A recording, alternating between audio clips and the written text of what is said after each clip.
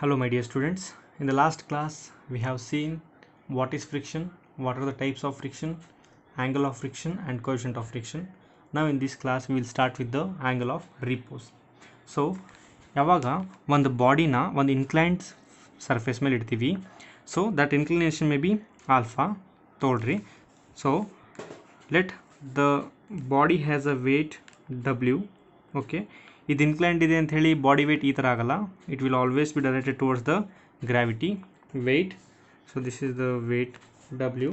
Okay, so this angle ಇಲ್ಲಿ contact ಆಗಿದೆ ಅಲ್ವಾ, so the reaction will be perpendicular to this surface. So this may be the reaction R. So the motion trend is like this. when ಒಂದು ಯಾವುದೋ ಒಂದು body inclination ಮೇಲೆ ಇಟ್ಟಾಗ so ಅದು ಎಲ್ಲಿ ಹೋಗುತ್ತೆ, towards the gravity it will move. So body ಈ ಥರ ಮೂವ್ ಆಗುತ್ತೆ ಅಂದರೆ ಫ್ರಿಕ್ಷನಲ್ ಫೋರ್ಸು ಆ ಕಡೆ ಸೈಡ್ ಇರುತ್ತೆ. So that is perpendicular to the reaction. So this is the frictional force. Okay, so angle of repose ಅಂದ್ರೆ ಏನು ಆಯಿತಾ.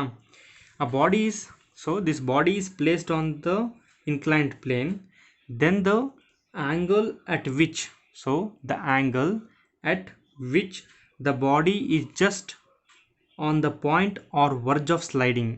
a body just ಮೂವ್ ಆಗಬೇಕು, ಇನ್ನೇನು ಮೂವ್ ಆಗಬೇಕು ಅನ್ನೋ ಟೈಮ್ ಎಷ್ಟಾಗುತ್ತೋ ಅಷ್ಟು angle inclination, that inclination is called as angle of repose. Okay, it's called as angle of repose. I will give you the definition now.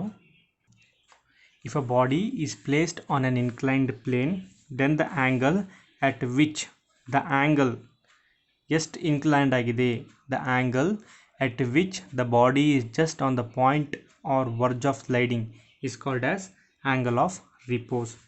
This angle of repose is also equal to the angle of limiting friction. So ಇನ್ಮೇಲೆ angle of repose ಅನ್ನು ಇದರಲ್ಲಿ denote ಮಾಡ್ತೀನಿ. So this is nothing but the angle of limiting friction. Limiting friction. Okay, this all terms will come in the problem. There you will understand correctly. Now just know about it. Okay, now next heading I will go to the cone of friction. Cone of friction, when we tell that it is in, it's a cone of friction. So about this I'll let you know now. So this is the cone of friction. So whenever a body in contact with other tend to move, okay, the normal reaction OR and friction come into play. ಏನು ಹೇಳ್ತಾ ಇದ್ದೀನಿ ನಾನು, see here, this is OR. see here, let this be the angle O. okay, whenever a body in contact with the other tend to move, then the normal reaction OR, so this is the normal reaction OR. okay, and F, this is the frictional force F and the normal reaction OR. okay, ಯಾವಾಗ ಬರುತ್ತದು, whenever a body in contact with the other tend to move, then the normal reaction OR and F come to play. ಒಂದು body ಇನ್ನೊಂದು body ಮೇಲೆ ಇನ್ನೇನು move ಆಗಬೇಕು, ಇನ್ನೇನು ಘರ್ಷಣೆ start ಆದಾಗ the normal reaction OR and OF concept ಬರುತ್ತೆ.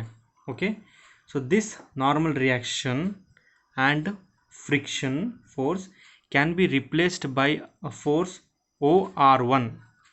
can be replaced by a force OR1. ಕರೆಕ್ಟಾ?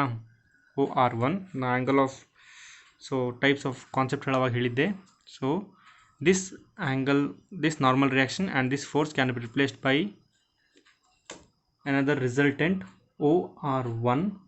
okay, when this resultant OR1 making an angle phi. okay, this OR1 what is it's making an angle phi with this direction normal. when this OR1 making an angle phi is revolved around the point O, if it is revolved, ಈ point ಓ ಹತ್ರ ಇದು ನಾವೇನಾದರೂ revolve ಮಾಡಿದರೆ, okay, then what it will form, it will form a circular cone, or right circular cone. So now you remember, just whenever a body in contact with the other tend to move, then the normal reaction OR and F come into play. So this normal reaction OR and F is replaced by the resultant OR1. Okay, when this resultant force OR1 making an angle phi is revolved around this point O. Okay, when it is revolved around the point O, okay, revolve ಮಾಡಿದಾಗ it will form a right circular cone. Right circular cone. Okay, this will form a right circular cone. So this cone having the point of contact as the vertex O. Okay, this cone having the point of contact at the vertex O and the normal reaction OR. This cone having the point of contact as the vertex O and the normal reaction OR. So this is the normal reaction OR. This was the resultant. When it is revolved around the vertex O, it will form the right circular cone. Okay, this cone having the point of contact O, the normal reaction OR at the point of contact as its axis, okay, and alpha as the semi-vertex angle. So contain including these three, this is called as the cone of friction. Is called as a cone of friction. So figure is like this. Okay, whenever they tell you to write about the cone of friction, you have to write from the scratch. What? Whenever a body in contact with the other tend to move, then the normal reaction OR and F come into play. So we know that now OR is the normal reaction, F come into play. So this normal reaction and friction can be replaced by a resultant reaction OR1.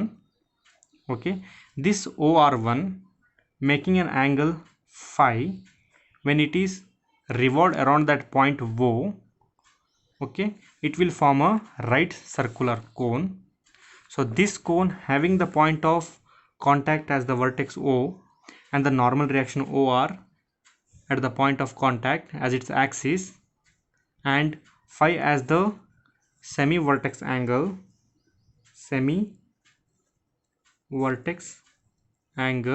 is called as the cone of friction.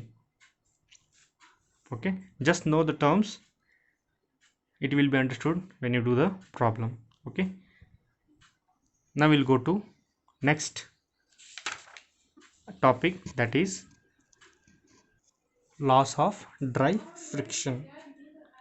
Laws of dry friction. Okay, so what are the laws of dry friction we have to see? So there are around 5 points.